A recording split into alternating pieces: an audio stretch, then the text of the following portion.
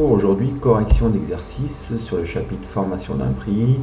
L'idée, ça va donc être de mettre en application les différentes étapes de la formation d'un prix. Alors, plusieurs exos proposés. Exercice, premier exercice, donc un distributeur passe une commande de 5 600 € auprès d'un fournisseur. On sait qu'on a une remise de 2% et que les frais d'achat sont de 54,60 €. On vous demande de calculer le coût d'achat en précisant les étapes et les formules. Alors ici, donc, comme la commande est de 5 600 €, cette commande correspond donc, ce tarif correspond donc au prix d'achat brut hors taxe. C'est pour ça que j'ai noté PABHT 5 600 €. Donc on connaît le montant de la remise, donc on va être capable de calculer le prix d'achat net hors taxe. Et on sait que le prix d'achat net hors taxe, c'est le prix d'achat brut moins le montant de la remise.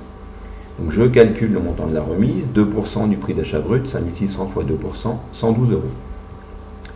On est donc capable après de calculer le prix d'achat net hors taxe, le prix d'achat brut moins la remise, et on arrive à 5 488 €. Quand on connaît le prix d'achat brut hors taxe, on va être capable de trouver le coût d'achat hors taxe, puisqu'on sait que le coût d'achat, c'est le prix d'achat net hors taxe plus les frais d'achat. On connaît le montant des frais d'achat, 54,60 €. On connaît le prix d'achat net, 5 488, on fait la somme et on est ainsi capable de trouver le coût d'achat hors taxe. Et on obtient 5 542,60 €. Alors comme d'habitude, en noir l'énoncé de l'exercice et en rouge la correction. Voilà, donc si vous ne voulez pas avoir la correction, vous reprenez que la partie noire, vous le faites et puis après vous pouvez vérifier avec la partie rouge.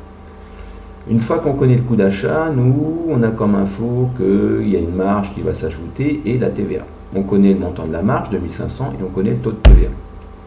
Si je connais le montant de la marge, comme je connais le coût d'achat, je vais être capable de calculer le prix de vente hors taxe, puisqu'on sait que le prix de vente hors taxe, c'est le coût d'achat plus la marge brute.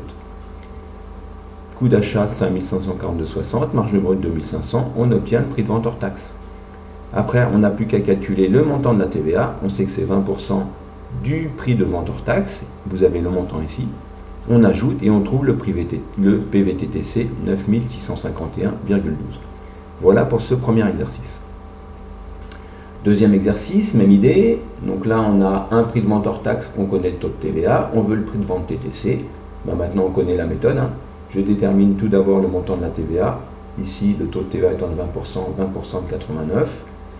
Et une fois que je connais le montant de la TVA, je l'ajoute par le prix de vente TTC. Autre exemple, on connaît un prix d'achat net, on connaît les frais d'achat, on veut le coût d'achat, on sait que le coût d'achat c'est le prix d'achat net plus frais d'achat, on calcule le montant des frais d'achat, on ajoute ça au prix d'achat net et on obtient le coût d'achat. Voilà, pour celui-là, je corrige, puisque je n'avais pas modifié la valeur. Donc on arrive à 306 €. Enfin, un autre exemple, on connaît un prix d'achat brut, on connaît un coef multiplicateur qui permet de passer du prix d'achat brut au PVTTC. On vous demande le PVTTC, le coef étant de 2,5, on sait qu'on passe du prix d'achat brut au prix de vente TTC en multipliant par le coef. On obtient ainsi le prix de vente TTC. Autre exercice possible, sous forme de facture. On a différents produits, on connaît la quantité achetée, on connaît le prix unitaire, PU, prix unitaire. Donc si j'en ai acheté 150 à 42,45, je multiplie 150 fois 42,45 et ça me donne le montant pour ces coffrets Hypnose. Je vous laisserai faire le même calcul pour les autres, 88 fois 61,35, 60 fois 122,40, etc., etc. Et après, il suffit de faire la somme de tout ça pour avoir le prix d'achat brut hors taxe. Et bien, quand vous ferez la somme, vous verrez que vous obtiendrez 24 681,30.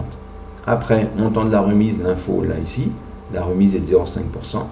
Donc je fais 0,5 sur 100 fois mon prix d'achat brut, j'obtiens le montant de la remise. Comme c'est une remise, je soustrais ça à mon prix d'achat brut pour obtenir mon prix d'achat net. Voilà pour cet exercice. Autre exemple possible, l'exercice ici que vous avez sous les yeux. Alors attention, ici, vous connaissez le prix d'achat hors taxe, vous connaissez le prix d'achat hors taxe brut, pardon, le prix d'achat hors taxe net, vous connaissez le coût d'achat, la marge brute, etc., etc. Donc ici, il va falloir prendre l'énoncé dans le sens inverse. Pourquoi? Parce qu'au début, on ne peut pas connaître ces valeurs-là. Il nous manque des infos. Par contre, on connaît le PVTTC, montant TVA. On est donc capable de calculer le prix de vente hors taxe. Une fois qu'on connaît le prix de vente hors taxe et qu'on connaît la marge brute, on va être capable de trouver le coût d'achat. Une fois qu'on connaît le coût d'achat et les frais d'achat, on est capable de trouver le prix prix d'achat hors taxe net. Et quand on connaît le prix d'achat hors taxe net, on est capable de trouver le prix d'achat hors taxe brut. Voilà, vous avez les différentes opérations possibles.